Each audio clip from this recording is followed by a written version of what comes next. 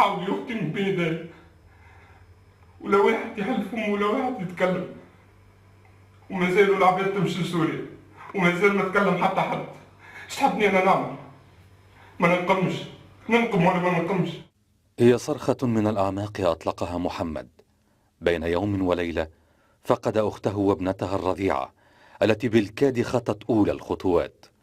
بدلا من أن يهديها والدها لعبة، حملها هي ووالدتها إلى سوريا، حيث القنابل والمتفجرات تحت مسمى الجهاد.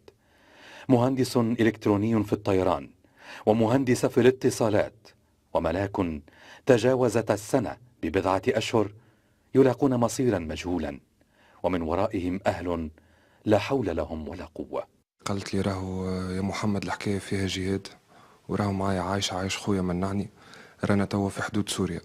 عبر اتصال هاتفي تلقى محمد الخبر الكارثة، ومثله العم محفوظ ابنه زهير في 21، غادر البيت للبحث عن عمل، فعلم أنه في سوريا ثم انقطعت أخباره. وجود السفارة راهي عندها معنى كبيرة في بلادنا، أن وجود سفير في بلاد، سفير في سوريا، بأنه هنا يمشي سفير يبدأ في سوريا أو في سوريا ترجع السفارة لهنا، راهو عندها معنى كبيرة لنا. بانقطاع العلاقات الدبلوماسية انعدمت سبل التواصل مع دمشق، تقلصت فرص الأهالي في تعقب فلذات أكبادهم، اختاروا التنسيق وتوحيد تحركهم للتمسك بأمل استعادة أبنائهم من أتون المحرقة. احنا جمعيه اسد على ألم التوانسه اللي ما لقاوش السبل الكافيه باش يرجعوا صغارهم نتاعهم، لان لقاو البيبان كلها مسكره، الخارجيه فماش ريحتهم، الداخليه كيف حتى من رئاسه الجمهوريه لرئيسنا اللي هو حقوقي لا وجود له. سوف نتتبع كل العصابات وكل من ساهم في تهريب نفس بشريه والالقاء بها في أتون الحرب.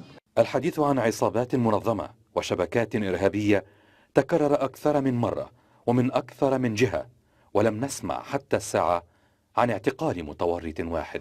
في كل يوم تطفو على السطح أنباء جديدة عن شباب تونسي يزج به في المحرقة السورية، وحديث عن لوعة الأهالي وانتقادهم لما يصفونه باستقالة الحكومة في التعاطي مع هذا الملف. عماد شطارة، تونس، الميادين.